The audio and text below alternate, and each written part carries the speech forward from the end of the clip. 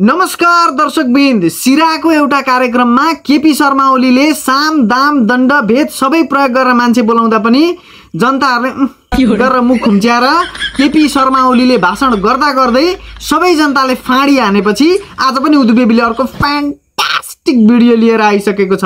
यदि तपाईहरुले मेरो च्यानललाई सब्स्क्राइब गर्नुभएको छैन भने पुत्लुक्क हानेर सब्स्क्राइब गर्नु होला। यदि तपाईलाई गर्नै मन लागेको छैन भने यसो गर्नुस्, तपाई केटी हो भने दुर्गेश थापाको स्टेज शो हेरेर माइन्ड कुल बनाएर आएर भए पनि सब्स्क्राइब गर्नुस्। यदि तपाई केटा हो भने ज्योति मगरको स्टेज शो हेरेर माइन्ड फ्रेश बनाएर आएर भए पनि सब्स्क्राइब गर्नुस् ल। अब केटीहरु त फर्केर आएर सब्स्क्राइब गर्लान्, केटाहरु त के फर्केलान् आउलान् त। के आउँथे मोबाइल कोल्टे पारी पारी हेर्छन् अरे ज्योति दिदीले भनेको। खैर यो कुरा छोडौं, कन्टेन्टमा आऊ। केपी शर्मा ओली सिरा जिल्लाको एमालेको 11औं जिल्ला अधिवेशनमा जानुपर्ने भएछ। सामाजिक सञ्जालमा जनताको प्रतिक्रिया यसो हेर्दाखेरि लकडाउनमै कोठामा 3-4 वटा चुकुल लाएर बस्नुपर्ने स्थिति भए पनि पार्टीको अध्यक्ष हो, जानु त पर्यो, जान त जाने, तर भरे मान्छे आएनन् भने त अन्तर्राष्ट्रिय बेइज्जत हुन्छ भनेर प्रत्येक बाइकलाई 200 को, ट्र्याक्टरलाई 10 लिटर, गाडीलाई 15 लिटर पेट्रोल डिजल दिने भनेर सम्झौता गरेर लोभ्याएर भए पनि मान्छेलाई आकर्षित गराउनु भएछ। उहाँकै एमालेको कार्यकर्ता गुगली प्रसाद यादवको मुखबाट यो कुरा सुन्नुस् त। बाइकलाई हामी 200 रुपैयाँको तेल हाल्ने गरेका छु, जाने आउने मात्र। चार पाङ्ग्रे ट्र्याक्टरलाई 10 लिटर अनि बसलाई 15 लिटर। उहाँको नाम गुगली प्रसाद यादव रहेछ र मलाई उहाँको नाम पनि मन पर्यो, किनभने उहाँको नाम अनुसारको काम रहेछ। गुगल जस्तै जे सोधे पनि फ्याट्ट उत्तर दिनु हुँदो रहेछ। खैर यतिको ठिकै छ, तर म प्रधानमन्त्रीलाई के भन्न चाहन्छु भने त्यो बाइकलाई चाहिँ साह्रै कम्ती भयो, 200 को त हाल्दिनु भएछ हैन, कम्तीमा 2 लिटर त हाल्दिनु न यार। सबै नेपाली कांग्रेसतिर जालान् अनि थाहा पाउनुहुन्छ। धेर लोभ नगर्नु, मरेर लानु केही छैन जिन्दगीमा। म त्यत्रो पैसा भएको भए एक-एकवटा बाइक नै किनिदिन्थे। अलि धेर नै बोले क्या हो, अहिले केटाहरू आइपुग्छन् होला फेरि घरमै नेता बन्दिनु पर्यो हजुर भन्दै। अनि सरकारी गाडीहरूको पनि चरम दुरुपयोग गर्नुभयो रे हाम्रो प्रधानमन्त्रीज्यूले। यहाँ हेर्नुस् त सर्वसाधारणको भनाइ। जुन रूपमा सरकारी स्रोत साधनको जो पार्टीको कार्यक्रममा दुरुपयोग गरियो, व्यापक इन्धन अनि स्रोत साधनहरू प्रशासनिक लगायत सम्पूर्ण रूपमा पार्टीको काममा गतिविधि यहाँ 9 वटा स्थानीय सरकारले परिकाबाट तेल अनि कार्यकर्ता गाडी घोडाको व्यापक उपयोग गर्नु, यो प्रधानमन्त्रीको कथनी अनि करनीमा धेरै फरक भयो। सर्लङ्गै छ, सबै हेरि नै राख्नुभएछ। नेपाली सरकारी साधनहरूको दुरुपयोग भइरहेको छ। अध्यक्षहरू, वडा अध्यक्षहरू, पालिका अध्यक्षहरू, मेयरहरूले जो गाडीमा झण्डा लगाएर चढेर अहिले जानुहुन्छ त्यो त नजानु पर्ने। सवारी साधन र इन्धनहरूको दुरुपयोग भइरहेको छ। बालबालिकाहरू पनि यो आउनु भएको छ, त्यो त नहुनु पर्ने हो। प्रधानमन्त्रीजीले बोल्नुहुन्छ के गर्नुहुन्छ के, त्यो त राम्रो कुरा भइरहेको छैन। राम्रै भइरहेको छ, तपाईले भनेर हुन्छ। उहाँले भन्नुहुन्छ जे गर्नुहुन्छ त्यही। उहाँले भ्रष्टाचार गर्दिन, गर्नेको मुख पनि हेर्दिन भन्नुहुन्थ्यो। अहिले वरिपरि भ्रष्टाचारी मात्रै छन् भनेर मुखमा नहेरी बोल्न थाल्नु भएको छ अरे। वचनको पक्का हुनुहुन्छ उहाँ। अराजकता निम्त्याउने कसैलाई पनि छोड्दिन भन्नुभएको थियो। साँच्चै पुलिस कुट्ने आफ्नै कार्यकर्तालाई पनि च्यापी पक्रेर 1-2 घण्टा थुनेर उल्टे पुलिसलाई नै दोषी बनाएर आफ्ना केटाहरू निकालिदिनु भएछ। उहाँले खासमा पोलिटिक्स भन्दा पनि ओलिटिक्स गर्नुहुन्छ। सिराको कमला पुल नबनिएको 10औं वर्ष भयो रे। त्यति बेला धेरै मान्छेहरू पुल बनाउनै पर्छ भनेर अनसन बसेका थिए रे। केपी ओली नै गएर अनसन तोडाएर म मधेसको मुद्दाप्रति प्रतिबद्ध छु, तपाईहरु अनसन तोड्नुस्, यो पुल बनाउने जिम्मा मेरो भयो भन्नुभएको थियो रे। तर 3 पटक प्रधानमन्त्री हुँदा पनि कमला पुल बनिएको छैन। तपाईहरु अनसन गर्नुभएको थियो कमला पुलको लागि के हो? 5 साल पहिला नै हामीहरू त्यो सिराको महावीर चोकमा अनसनमा बैठेको थियो कमला पुलको लागि। त्यही केपी ओली आउँदाखेरि त्यहाँ अनसन तोडेको थियो, बच्चा गरेको थियो। लेकिन अहिले 2-3 चोटि प्रधानमन्त्री भएर पनि आइसक्यो। अब कहिले मधेसी जनताको त्यो बुद्धि आउँछ? अब अहिलेसम्म काम भए छैन। मलाई लाग्छ सायद यो पुलको नाम कमला पुल भएर नबनाएको होला। बुढाले आफ्नो एरिया भन्दा बाहिर जाँदैनन्, त्यसैले यो पुलको नाम राधिका पुल भनेर फेरिदिनुस्, बुढाले रातारात बनाइदिन्छन् भन्दैछन् जनता।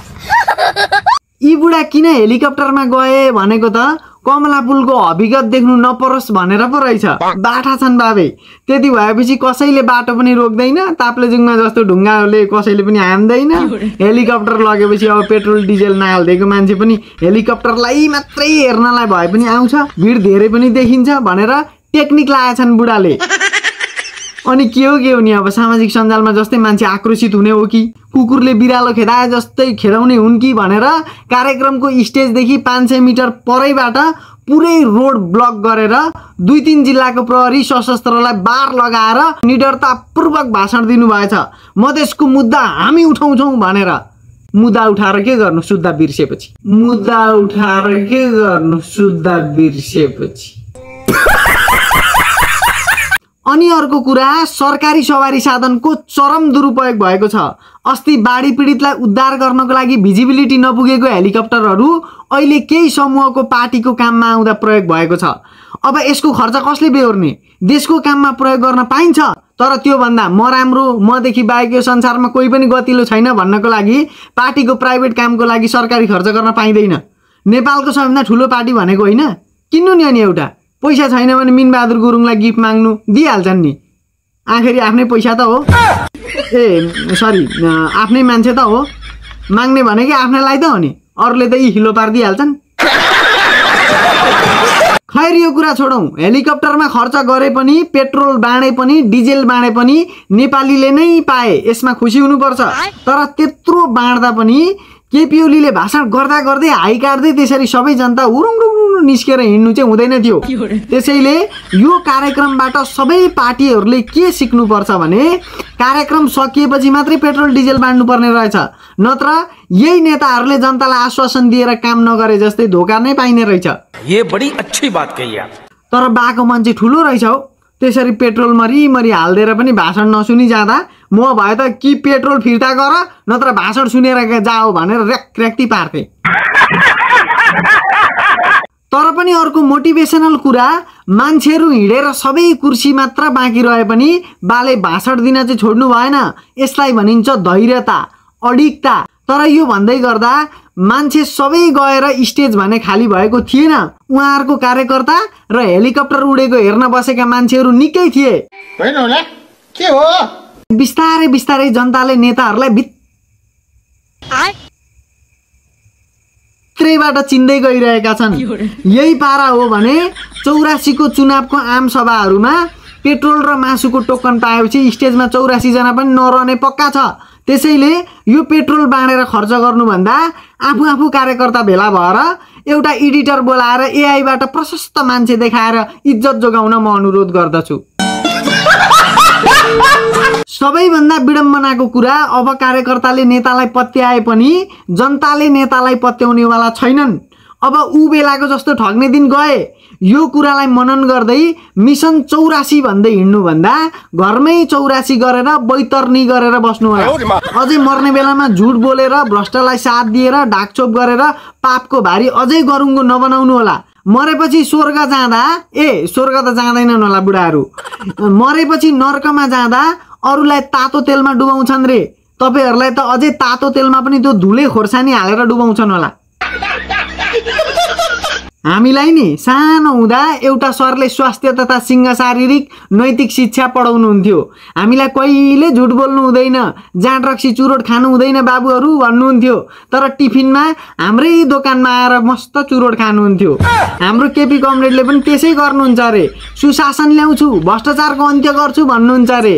तर सरकारी खर्चमा हेलिकप्टर चढेर पार्टीको कार्यक्रममा जानुहुन्छ अरे, कार्यकर्तालाई पेट्रोलको लोभ देखाएर बोलाउनुहुन्छ अरे, आफ्ना पार्टीका भ्रष्टाचारीलाई कति मजाको यो पड्के त भन्दै ढाप मार्नुहुन्छ अरे। तर मैले चाहिँ देखेको छैन है। तर अब हुन पनि सक्छ, त्यस्तो होला पनि। अब आफूलाई नपरि यस्तो ज्ञानको कुरा कसले जान्दछ र होइन? अस्ति अमला बुढाले काम बिगारेपछि मेरो त 32 सालमै बन्द्याकरण गरेको भनेर भने गरे नि। किन थाहा छ? उनले काम बिगारेको हुनाले नै भनेको हो क्या, अर्काले थाहा नपाओस् भनेर। त्यस्तै हाम्रो देशका केही नेताहरूले पनि भ्रष्टाचार गर्न पनि दिन्न, सुशासन ल्याउँछु भने गर्छन् नि तालै पछि। ती बुढाले बन्द्याकरण गरे भने जस्तै हो यिनीहरूले पनि हसुरेका छन्। अनि चोखो दुधले नुहाए जस्तो हुनको लागि बोली पछि सुशासन भन्छन्। नाप्यो, कसले पत्याउँछ अब? अन्त्यमा मार्क ट्वेनले भनेका छन्, राजनीति मात्र एउटा यस्तो पेशा हो जहाँ चोरी गर्न सकिन्छ, झुट बोल्न सकिन्छ, धोका दिन सकिन्छ र पनि सम्मानित हुन सकिन्छ। त्यसैले उहाँहरूलाई सम्मान गरौँ, उहाँहरू पेसाप्रति एकदमै मर्यादित हुनुहुन्छ। म माफी चाहन्छु, मैले तपाईँहरूको पेसा नबुझेर अन्ट सन्ट बोलेछु। तपाईँहरू त इमान्दारिताको पनि पराकाष्ठ हुनुहुँदो रहेछ। हस् त गाइज, तपाईहरुलाई मेरो भिडियो मन परेमा लाइक शेयर र सब्स्क्राइब गर्न नभुल्नु होला। अनि कमेन्टमा आरुद बेबी तिमी कपाल काटेर आउ ल, कति झते भएको, अर्को भिडियोमा आउँदा यस्तो देख्यो भने जगाटेर मार्दिन्छु नि फेरि भनेर लेख्नु होला। अनि मेरो युबी स्माइल टिभी भन्ने अर्को ब्लग च्यानलमा पनि नयाँ नयाँ भिडियो आएकोले उता पनि भ्याउनुहुन्छ भने जानु होला। गए जानु नगए नजानु, तर हामीले कम्बोडियामा हेड अफिस भएको च्याल काण्ड चाहिँ फेरि सुन्नुहुँदैन फेरि।